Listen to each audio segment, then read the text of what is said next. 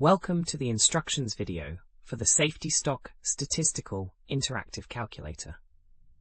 This calculator helps you determine the optimal amount of buffer inventory to keep on hand using statistical methods. It accounts for variations in both customer demand and supplier lead times to help you maintain your desired service level while minimizing excess stock. To use this calculator, you'll need to enter several key inputs. First, enter your average daily demand, for example 100 units per day.